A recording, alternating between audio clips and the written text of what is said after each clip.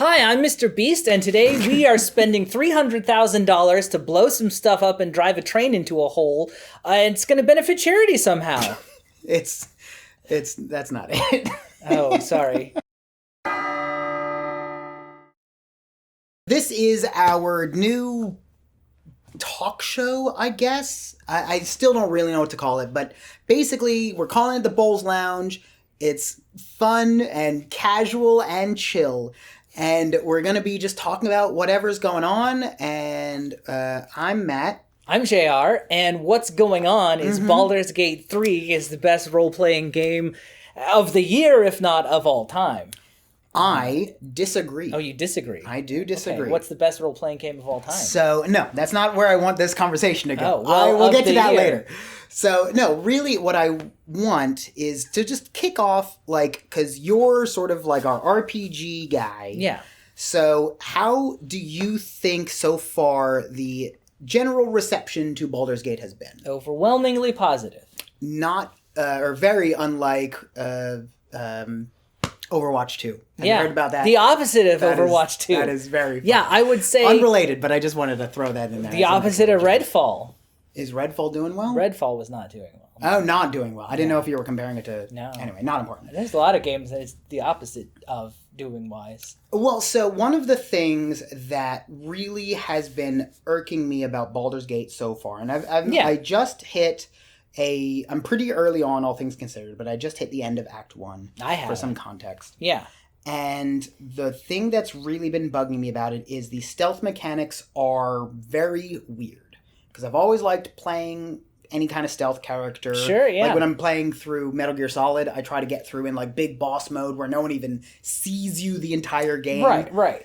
And Baldur's Gate struggles with that in a lot of ways. It does. And one of the ways that I have really enjoyed thus far, though, because it is janky, the time mechanics in how it works are very similar to how an RPG at a table works. Yes. Which seems like it would be good, but in a video game seems like sort of falls apart when you think about the logistics of it. Mm-hmm. And so basically what I'm saying is when you if you have one character who gets into combat, like they're sort of not even necessarily off the room. They're just on the other side of the room. Right. They get spotted. The rest of the party is in still free roam mode. Right. So while combat is happening, you can still sneak around and do it, even though everyone else in the room is time locked into combat mode. Right. And it's just those sorts of things. You know what also is funny is if you're playing multiplayer and you start talking to an NPC, you're in a conversation and that NPC is, but your friend isn't. And they can wander around and do whatever they want, including picking your pockets or picking the pockets of the NPC.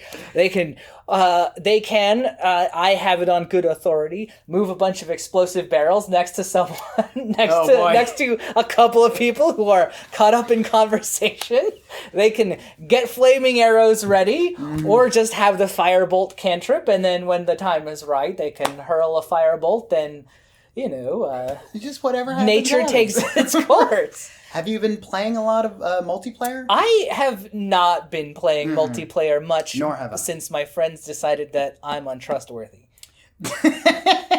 That doesn't have anything to do with what we were talking about a second ago. I was talking in hypotheticals. Of course. What you do in the company of your own friends is no one else's business. Unless they explode.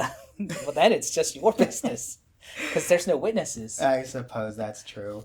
I do really enjoy the idea of a multiplayer Baldur's Gate type. Yeah. But you gotta get through single player first. I do. I would want to get through single player first, but I think you and I might be on a very similar gameplay path, which is to say, at the whims of fate. Yeah, basically. What can I do here? Right. What feels fun? Which is what I like about it, because the developers are like, yeah, we know what you want to do. We know you want to lure the goblin into a room all by themselves where you've placed a bunch of explosive barrels and you're going to set off an explosion with like your firebolt cantrip. Yeah, we know. It is again, because I really like doing the stealth and distraction and illusions, but it is very annoying to have to like minor illusion like 5 times in a row just to get that one NPC where you really want them, because as soon as they get there, they see it's like, oh, that's just a cat, and then kick it or whatever, and it just disappears, and they go back to where they're going. Have you, okay, so you're talking about stealth. Have you been, like, completely breaking with traditional D&D advice and splitting up the party? Not so far. Occasionally, but not as far as, like, separate areas. But because... Like, well, what were you going to say? You 100% should. There is nothing as satisfying as like setting up the perfect ambush and then sending one person out to go bring them back into it, or like maneuvering your party into position, especially if you don't take Baldur's Gate 3's lore as canon. Oh, Lae'zel is a fighter. Oh, Shadowheart's a cleric. You know what? I got a lich that says you're a rogue, and now everyone's assassins, baby. I have wanted to, because I don't like competition, so the fact that Astarion is also a rogue makes me really upset, but he just doesn't fit as anything else. Like, a bard maybe, but having him as like a barbarian would just feel awkward. I multi-classed him into fighter and haven't looked back. Yeah, I just gave Shadowheart 2 fighter levels, and it's so far great. Done really yeah, well. I mean, give everyone 2 fighter levels, honestly. Action Surge is just too good. And you're only going up to level 12. There's not that much that you get at level 12 that, you really would want instead of, Action Surge. It only goes up to level 12, I know. Oh. It goes past 11, but yeah, they cut off at level 12. I think it's because Larian Studios has said it's because the high-level stuff is way too overpowered and hard to deal with. Yeah. They've even said, we're not planning on releasing expansion packs that take you up to the higher levels. But that sounds like someone who's planning to release content that takes you into the higher levels would say. They will. Of course they will. It would be... If they don't, I'll do it. Yeah. I know a couple Python code to do loops and whatever. And, Great. And for whiles. I mean, you're just adding numbers. Yeah, to the game. Just go one more. Just add 1, and then there you go. That's 13. You gotta add 7. That's 13, baby. But it is a little upsetting because I was looking forward to, not saying that you've really destroyed some hope that I had for the future, but I was really looking forward to doing some high level content, just seeing where that would lead. But it does make sense that they would sort of cap it. 12th level is pretty high, honestly. Yeah. You can still do some crazy. Can we curse on this show? You can do some crazy things. Yeah. I guess it's fine. We're figuring it out. I say it's fine. But all right, you can curse, but like pretend it was a big deal. Okay. So like, heck. Whoa. Oh my God. I know. Sorry, YouTube. Don't tell my dad. Yeah. What, does your dad still work at YouTube? My dad is YouTube. Oh, your dad is YouTube. Yeah, my last name is YouTube. That explains so much. Yeah, I'm the you in YouTube. That's why every time I try and talk to you, I have to wait like at least 5 seconds before I can actually start talking to you. Right. Well, we're moving into unclickable ads or unskippable ads. Oh, good. Because there's just a higher. Sorry, ROI. audience. Yeah. I know you wanted to get to us, bullshitting about whatever. Sorry, I forgot what I But told you have to hear about what's advertising these days. It's not Nature's Valley anymore. I have gotten very good at tuning out ads. It's like a auto insurance, right? Like Liberty Mutual. Yeah. Jake from State Farm, right? I get a lot of that. Yeah, you get a lot of that. I get a lot of ads for. We're going off into right. Okay, I don't want to give out that data right that's now. fair. Yeah. They already Baldur's know. Gate 3 is a role-playing renaissance. So what has been your biggest take? Because you've written a bunch of articles about Baldur's Gate at this point. Like, what is your big all right? Because you opened the segment with it's the best game potentially ever. Like, what makes you think that? I think it's the best. D&D role-playing game adaptation thing we've seen, and I think that is because it doesn't have to pretend it's not D&D. Yeah, because I don't know if you know Larian, but they made Divinity Original Sin and Divinity Original Sin 2, which are amazing. They're a ton of fun, and they spend a lot of time pretending not to be D&D. So they have, like, instead of magic missile, it's like arcane missile. Yeah, stuff like that. Sure. And I mean, they had to invent their own whole, like, new class system and different ways you can use it. It's a lot of fun. That sounds disparaging, but it really isn't. I've heard great things about Divinity 2. Or whatever. Once you don't have to spend all that effort to not be D&D, sure. You can spend that effort on just doing stuff in the game doing instead. D&D. Yes, exactly. And then to top it off, they did D&D and then they went beyond it. They stopped it because I don't know if you've seen, but there's a ton of stuff that you can do in this game that you can't do at the tabletop. Especially, I'm talking fighters especially, or any character that uses weapons, right? Like, if you pick up a greatsword, you just get pommel strike as like an ability. Yeah. And I do like that a lot. You can do the, like, charging strike as well. Run through, I think it's called. You get a number of special attack options that you can use either as actions or bonus actions just for having that weapon.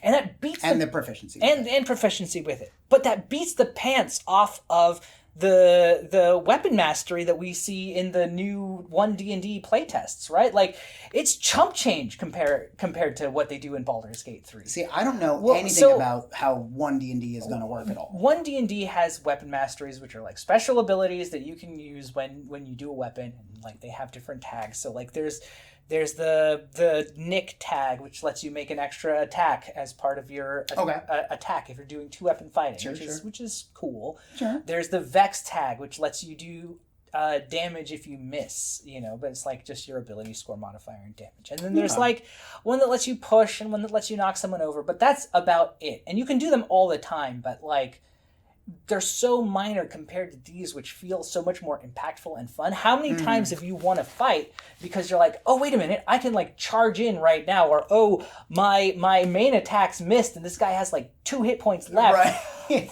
Flourish with my rapier. The flourish is like so good. It's choice. Yeah. I don't want to go back to not having that, right? Like, I hadn't thought about it, but you're at like the amount of times that what's the one where it gives it gaping wounds? Lacerate. Like, yeah. I open piercing strike is the one. Yeah. I open every battle with that. It's such a great opener, and you can do it, and it's limited, right? Like, it's once per short rest, I think. Yeah. You only get... That's another thing that Baldur's Gate 3... You get 2 short rests per long rest, and that's so fantastic. Yeah. And then they have a theoretical limit on long rests, which is as much camp supplies as you have. You find more than enough, but like... I have at least 500 camp supplies right now. But the idea that it's there, that you can't just long rest your way through a dungeon, it's enough to be like, I can probably... Like, just spending any of that camp money feels bad, and I'm like, no, I have to see how much far I can go. It doesn't matter that I have infinite, and I have 10 health potions that I haven't used. I'm gonna go that much further until I have to. I'm victim of the same fallacy of just like, I could long rest and get all of my 3rd level spell slots back, but no.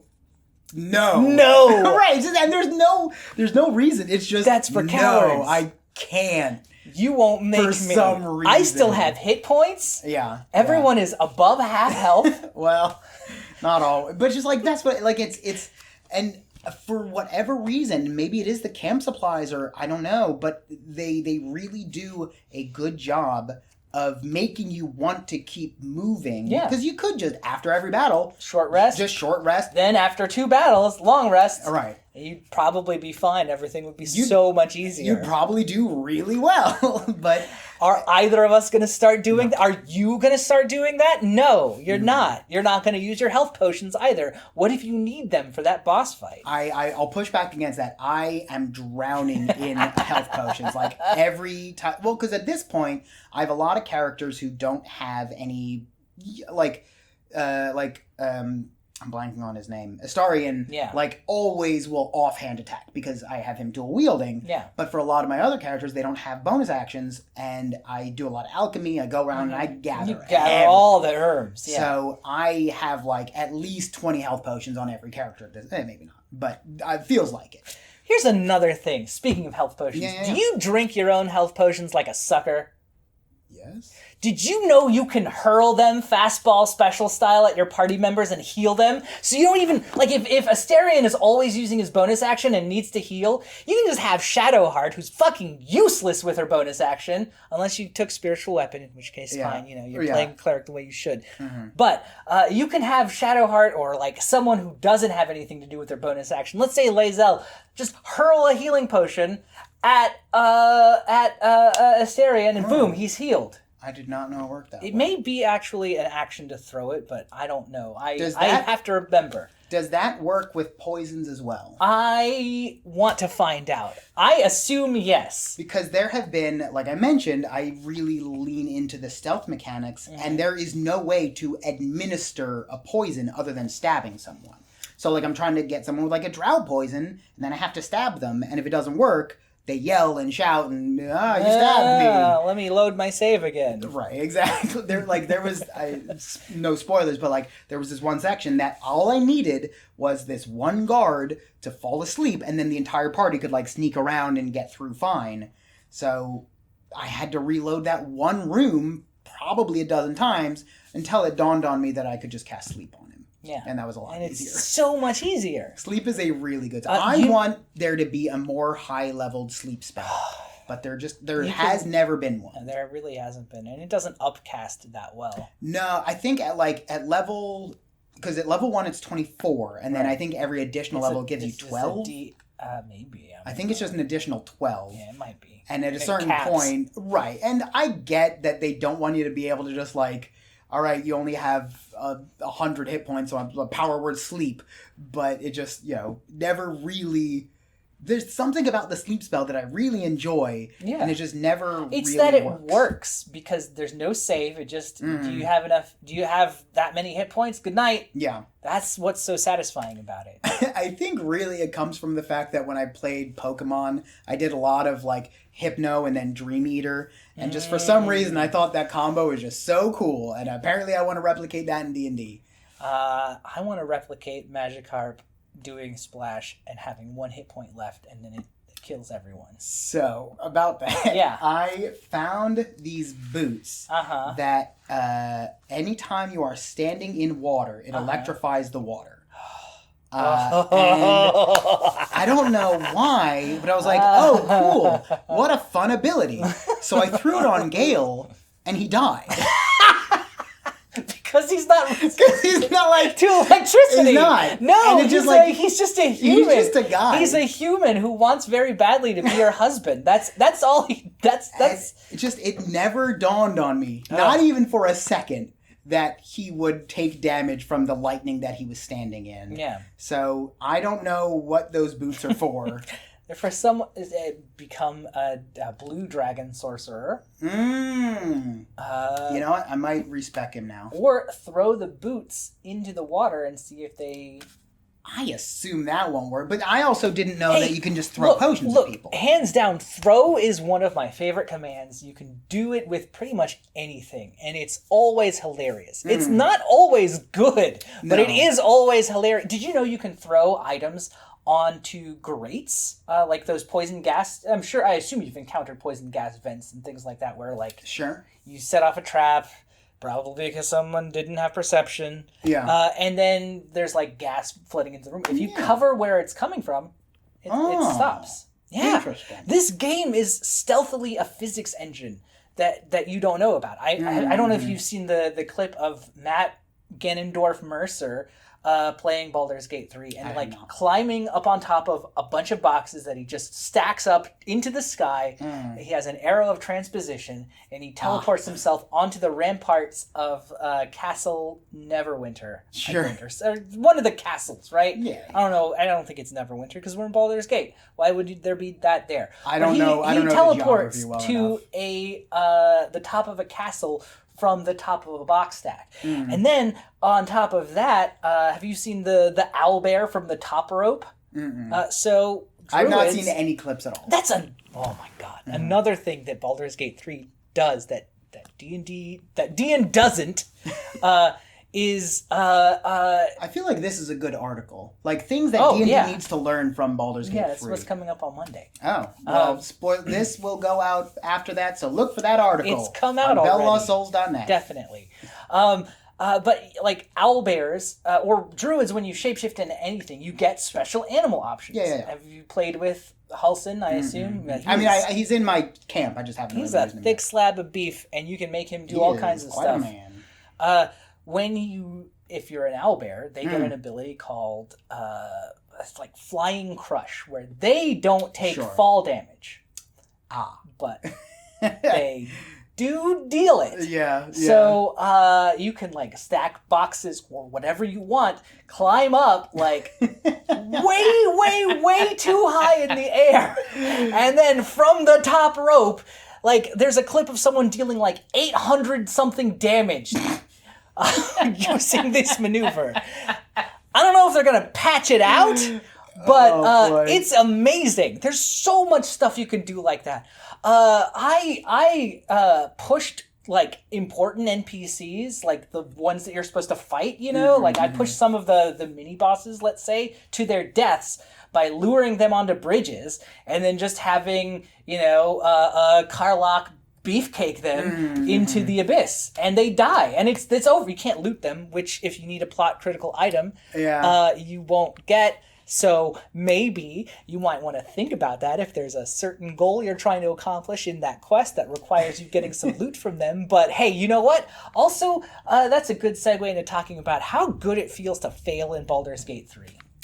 Depends on... Like, there have been plenty of times where I am roaming around and, like, you happen upon some quest and go save my husband. He's lost. And then you go and, of course, you happen to accidentally make him explode. It happens. And, like, I'm sitting there, and not that this happened to me, but this did happen to me, and I'm sitting there with my finger hovering over the quick load button, and I was like... You know what? No. Let's just roll with this one. Sorry, random dwarf woman's husband. He exploded, and that's just the story now. You should talk. You should talk to that fisherman from Act 1. Right. The like second mangled fisherman you come across. This isn't a spoiler, unless like me, you're still playing the character creator. In which case, it is a spoiler, but you're never going to get out of the character creator, so it doesn't matter. It is quite. I was talking to another friend earlier today about it is not the most extensive in terms of like.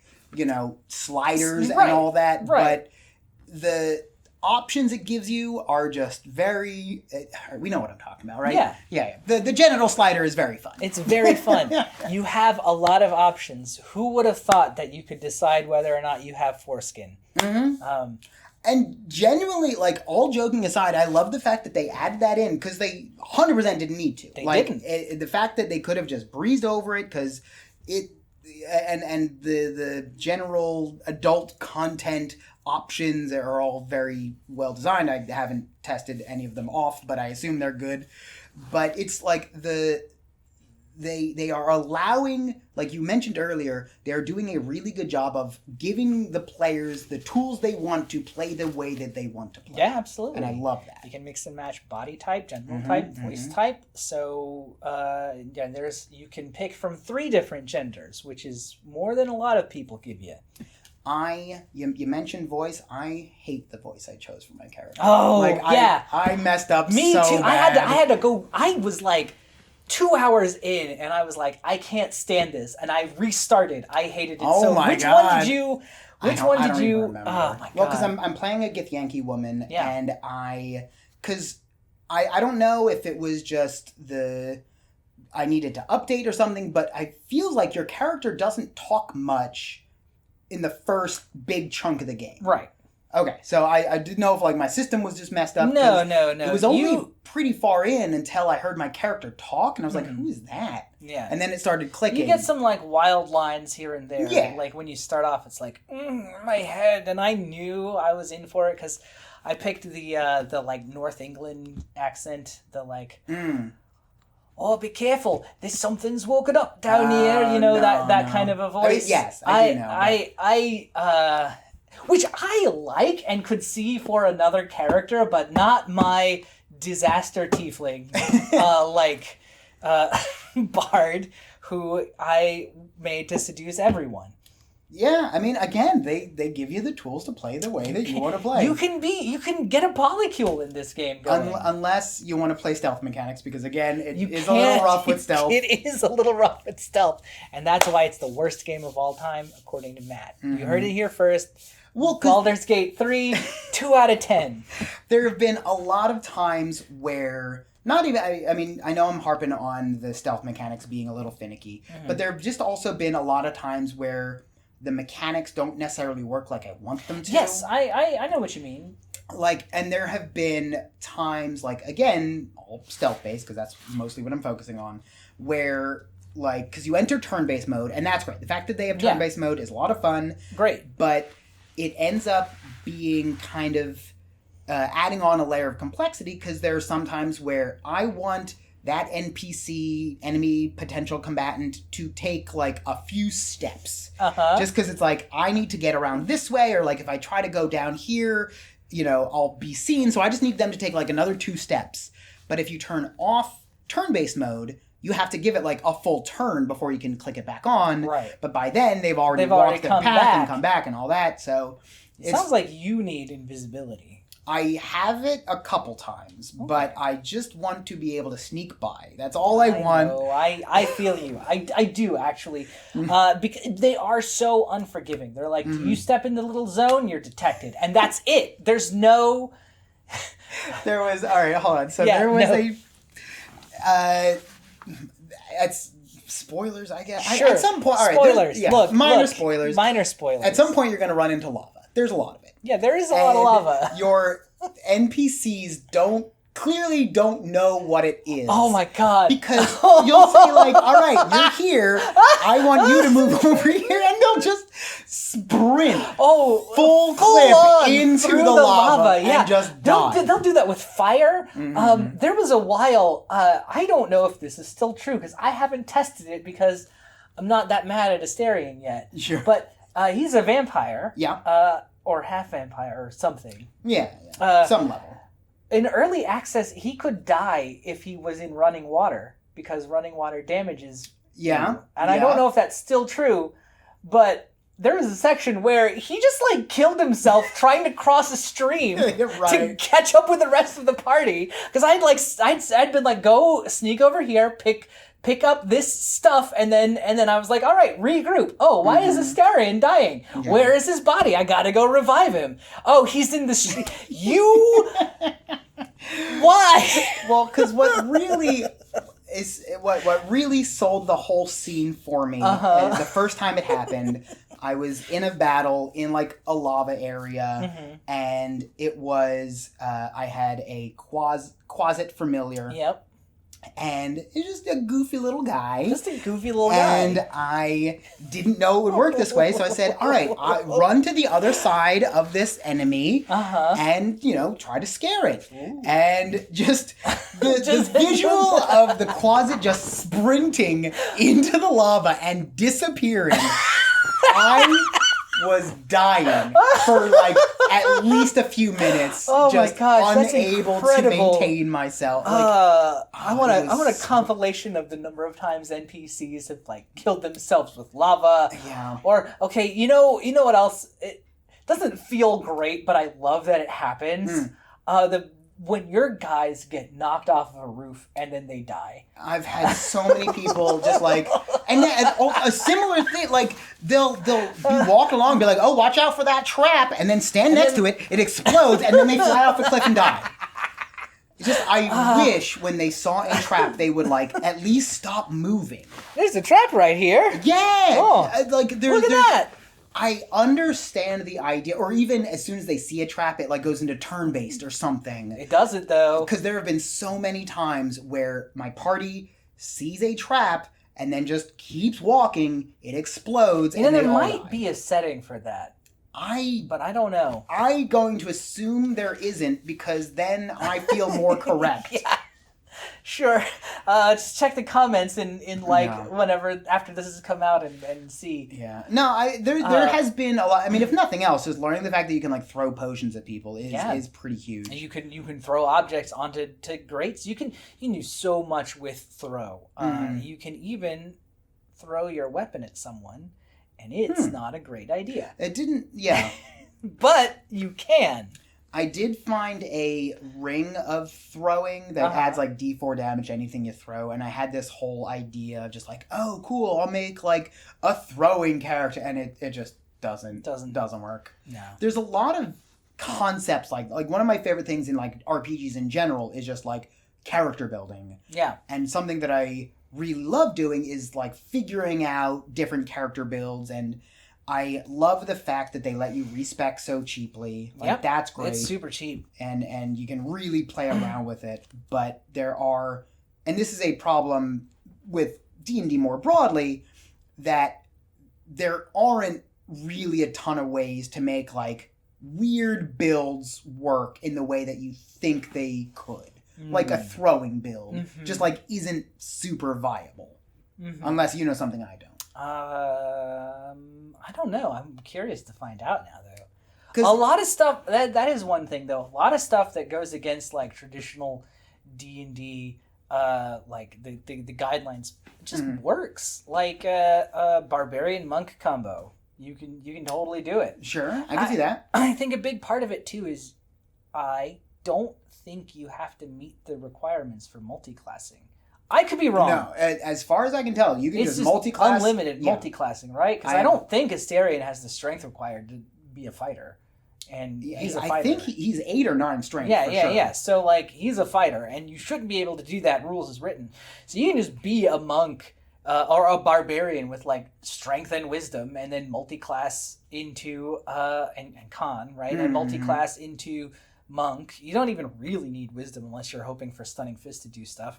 But then you just do a bunch of flurry of blows. You're adding your rage damage. You're adding. You're using your strength, and you add whichever's higher, Dex or Con, to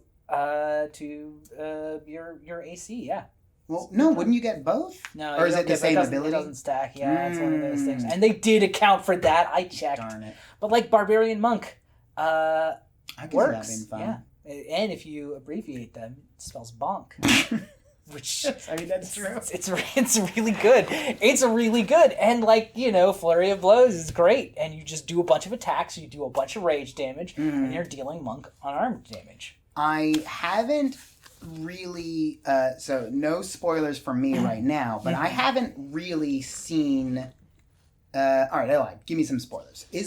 I've only ran into I guess 5 characters at this point, but like I haven't found. I mean, you can hire hirelings. Okay, who you've got? So I've got my main character. The custom urge. I assume not the dark urge, but Tav. The what? Yeah. Is that I didn't know if that was also like the default base name. Tav is the default base name. Okay. But there's another custom origin called the Dark Urge. And I say custom, it's the last option on the character creation screen, and it's like a white dragonborn by default. But you click on them, you can customize your race and class. You're just someone who craves blood and feels compelled to kill everyone. Oh. And it's it sounds really dark, and it is, but it's also hilarious. See, every time I go through any game with morality choices and dialogue options, I just want to be everyone's friend. Oh, you can fight against your dark urges and be everyone's friend. Theoretically. I don't know. I haven't played it yet. I've only seen clips of the of the white dragonborn going to sleep while the narrator says, blood, blood, blood. I'll have to look that one up. It's great. There's the custom. Then you have, I know you have Astarion or Astarion. Right. I got Shadowheart. I got Gale. I got Will. Yeah, I didn't care about him. Like, as soon as I met him and he joined my party, I was like, I'm never going to talk to you again. I just, whatever reason, it just, like, he did not click with me at all. And then I ran into one of his story beats kind of, like, on accident. And it was like, oh, wow, that's pretty crazy. Anyway, see ya. I guess he's like back at camp. Hey, I think you're doing my quest line. Yeah, no, because that was it. Like a cinematic starts and he just like walks into frame. I was like, what are you doing? You're not here. What are you doing? And Shadowheart. I got Shadowheart, yeah. And then Lae'zel. I don't know who that is. The Githyanki that you fight at the very beginning. Mm-mm. She shows up. She fights with you. She's the longsword or greatsword. Clearly, I told her to fuck off. Oh, you must have. Yeah, she does like a cool flip on the nautiloid, like before you even get off. I vaguely remember seeing someone, but wow. So you. Wow. Yeah, I have no idea who that is. I can't. But that is something though. Okay. Do you know Karlach? I've heard the name. Okay. Because that's the guy that Will is... Oh, okay. Nope, I don't know. Not a guy. Oh, Definitely not a guy. So there you go. That's as far as I know. The internet's mommy is what I'll say. Oh. Yeah, she's very tall, very muscly tiefling. Well, I think at this point I have missed that story beat because now he's spoilers in a different kind of body. I feel like because I started a playthrough and Shadowheart was being like super racist because I'm Githyanki. Yeah, so I was like, sure, all right, get out of here then, we're done. She was like, all right, see ya, and she left. Right. And then I died and forgot to save and started over, and I was like, you know what, maybe I could use an ally. So maybe I could use a cleric. Yeah, so I almost went like apparently without two of the main characters. Every time, it's especially a shame because you make it sound like Karlach is some sort of fighter. No, so Karlach is a barbarian. Yeah, like I could really use a tank in my party with a rogue, Lae'zel a is a fighter. Yeah, I don't. Yeah, so you can. Okay, this is. You know what that made? I'm having a lot of trouble with tanking, and now this all starts to make sense. In the first part of the game, it is so easy to miss companions, though. Like, I didn't get Gale. I mean, he's literally hidden. He just looks like a waypoint. Yeah. And if you don't click on it, because I never click on them. No. Are you supposed to? You can't, yeah. Oh. That opens up the fast travel. Oh. Yeah, no, I have been fast traveling. I just thought I didn't need to. You can click them to like open up the map and then fast travel. But you can also just hit M like a normal person and click where you want to go. I was worried I was like missing something. No, you're not supposed to. You don't have to click on them, but you can click on that one. Good. And if you don't, then you just don't get him. Yeah. Yeah, I almost missed Astarion as well. Yeah, you could wander through the whole area. You can not pick up guys. Also, you cannot, find certain quests. You can fail certain quests. You can I blew up that one dwarf. There's I really don't want to spoil this, but there's a fairly major quest line early on. One of the first, quote unquote towns you come to, there is a quest line where if you just do what everyone tells you, you don't get the best outcome. That is something that I have definitely noticed because, apparently without a fighter or a barbarian, the game is a lot harder than it's supposed to be. So I've had a few times where I've just had to restart. Yeah. And usually I'll go through and just do the same thing, but, just every now and then I'll be like, I'm feeling spicy, let's just try this instead. And there have been plenty of times where it's like, oh, this is notably different. Yeah. And I again really love the fact that the game lets you just sort of play in that space so much. It encourages you that. Yeah. It rewards that. I don't know that it necessarily actively tells you, hey, you should think outside of the box, try this stuff, or hey, talk to everyone, or hey, think for yourself about what you're being told to do and who's telling you to do it. But if you start getting into character and playing the game, it just really opens up a ton. And that's something that I really like about this game. I feel like it's going to... I can already tell it's going to be replayable as hell because I want to play through as the different NPC party members because you can, and you get to explore their story with them as the main character. The CEO of Larian was like, hey, play the game once through as your own character, meet all the NPCs, then play as your favorite one. That's what I do, is what he said. Does it actually shift the whole... How would you do that? Is that just in the starting screen? In the starting screen. Where in the starting screen where it asks, who are you? If you look over on the left at the little window where all the heads are, there's the one that's custom origin. Yeah. And then you'll see all the portraits of the party members. You can click on them. You can even watch their intros. And they do like a little performance where they kind of narrate their story. Interesting. It's such a cool little thing. Now I have something to look forward to. I played 4 hours of this game before I knew that was there. I have probably played, I don't know, I'm guessing 20 hours at this point, and I just found out. So the moral of the story is, look at what the different things on the screen do. I'm not doing that. And you can't make me. Try and play around and have fun. Mm-hmm. I think that's about our time. Yeah, we're probably a little, I forgot to keep track of how long Well, we've we been going. did turn off the monitor, which was tracking the time. That was not But you our haven't smartest been decision. glancing at it, but I've been looking at the clock over there. Yeah. So, we should just call it here. Yeah. Thanks for joining us for the first episode of Matt Figures Out What the BoLS Lounge is. Well, so, this is something that we're experimenting with, and to put it candidly, we don't really know what it's going to be or what this is going to flourish into, but just something casual and topical, and if you have any discussion points, we're going to, each week, we're going to have a different presenter, I guess. So we'll talk about D&D, we'll talk about Warhammer, we'll talk about probably some Magic the Gathering, and just sort of whatever's going on. Yeah. So it's, I don't know, just something fun to sort of have fun with, I guess. I don't know. Anyway. Don't forget to like, share, and subscribe. Push that bell notification so you get notified when we put out another video. True. And if you like that, click somewhere on the screen for more. I'm not putting up thumbnails. Okay, great. I don't want to do that. Well, in that case, goodbye, everyone. Bye.